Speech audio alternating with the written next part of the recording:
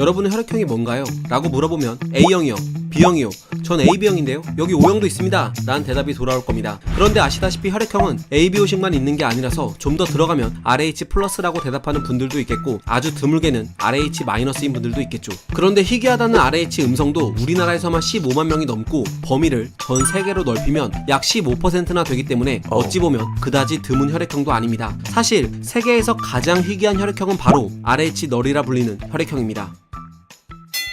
현재까지 전 세계에서 단 43명만 지닌 것으로 알려진 RH-널 혈액형은 너무나 희귀해서 과학자들은 이 혈액형을 두고 골든블러드, 즉 황금피라고 부릅니다. 도대체 어떻게 생겨먹은 혈액형이길래 이렇게 희귀한 걸까요? 이를 설명하려면 먼저 RH+와 RH-를 판별하는 방법을 짚고 넘어가야 합니다. 이 부분은 조금 천천히 설명하겠습니다. 많은 사람들이 A형 적혈구에는 A항원, B형 적혈구에는 B항원, AB형은 AB항원을 모두 지니고 있고, O형은 AB항원 모두가 없는 것처럼 RH식 혈액형도 RH라는 단 한 종류의 항원에 따라 RH 항원이 적혈구에 있으면 RH+, 없으면 RH-라고 생각하지만 그렇지 않습니다. RH식 혈액형을 결정하는 항원은 무려 50개나 되죠. 그런데 이 중 중요한 항원은 라지 C, 스몰 c, 라지 E, 스몰 e, 라지 D까지 총 5가지입니다. 이 5가지 중 오직 D 항원의 유무로만 RH+와 RH-를 구분 짓는데, 적혈구 표면에 D 항원이 있으면 RH+, D 항원이 없으면 RH-죠. 그래서 D 항원이 없는 RH-인 사람이 RH+인 사람에게 수혈을 받으면 수혈받은 적혈구의 D 항원과 체내에 있는 D 항원에 대한 항체가 응집 반응을 일으켜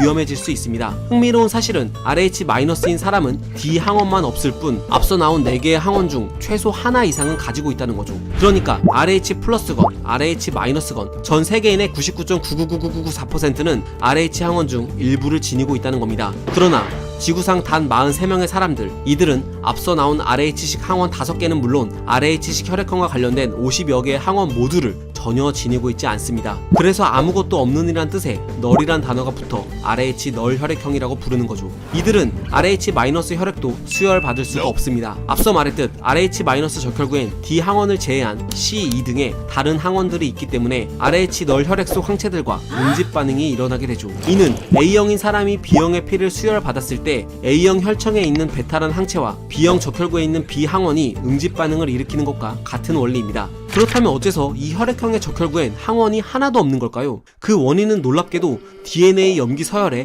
아주 작은 변이에 있습니다. 뉴욕 혈액센터 연구진들이 밝혀낸 바에 따르면 RH 항원을 결정하는 유전자 서열 중 GTT의 G가 아데닌 염기로 변이가 되거나 GGA 염기 중 G가 A로 치환되는 점 돌연 변이로 인해 전혀 다른 아미노산이 생성되고, 그 결과 RH와 관련된 항원 단백질이 전혀 만들어지지가 않는다고 합니다.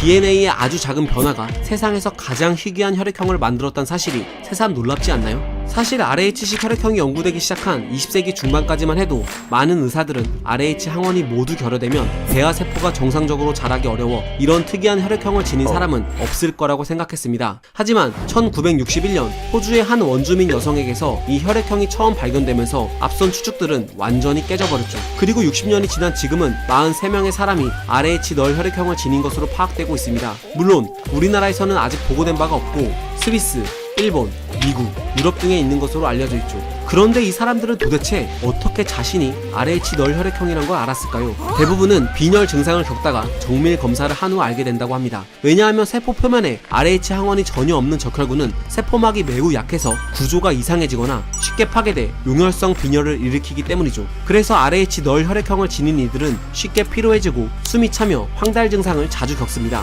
물론 사고가 크게 나서 피를 많이 흘리면 수혈받을 곳도 없어 목숨이 위태롭게 되죠. 실제로 RH-널 혈액을 지닌 한 스위스 남성은 부모의 반대로 어렸을 때 여름 캠프에 가거나 야외 운동은 전혀 할 수 없었고, 성인이 되고 나서도 쉽사리 여행을 떠나기 어려웠다고 합니다. 이런 이유로 RH-널 혈액형을 지닌 사람들 중 일부는 평균 1년에 2번씩 헌혈을 해서 자신의 피를 저장하는 방법으로 만일의 사태를 대비하고 있죠. 이런 혈액형을 지니고 산다는 건 어떤 기분일까요?